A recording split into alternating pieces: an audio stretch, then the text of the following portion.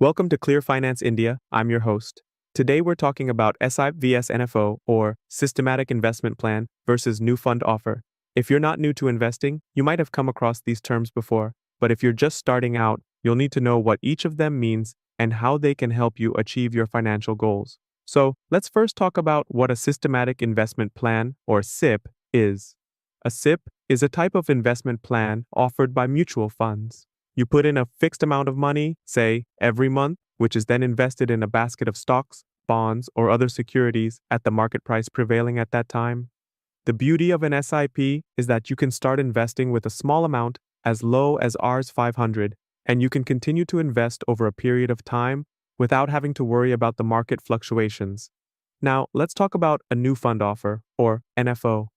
An NFO is essentially the launch of a new mutual fund by an asset management company. When a new fund is launched, investors get a chance to buy units of the fund at the initial offer price, which is lower than the regular market price. Sounds like a good deal, doesn't it? And it usually is.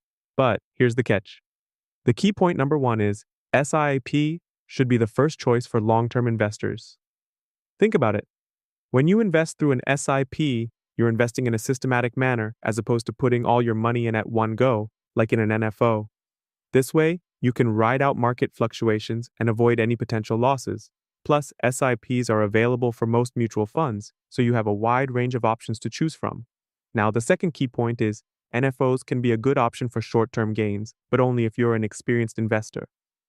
When a new fund is launched, the initial returns might be higher, but this is usually not sustainable in the long run.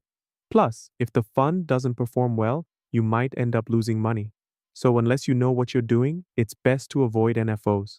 The third key point is, it's essential to do your research before investing in an NFO. You need to look at the fund's performance, the investment strategy, the fees, and the risk involved.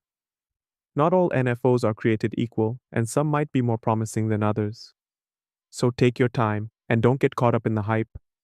In conclusion, both SIP and NFO can be good investment options, but it's essential to know when and how to use them. A SIP is the best choice for long-term investors, while an NFO can be a good option for short-term gains, but only if you're experienced and do your research. Remember, investing is all about taking calculated risks, and with the right approach, you can achieve your financial goals. That's all for today, folks. Thank you for tuning in to Clear Finance India. If you're new here, we'd love to have you on board. And if you're already a part of our community, thank you for your support. Don't forget to follow Clear Finance India on Spotify, where you can find all our episodes and get the latest updates from the world of personal finance.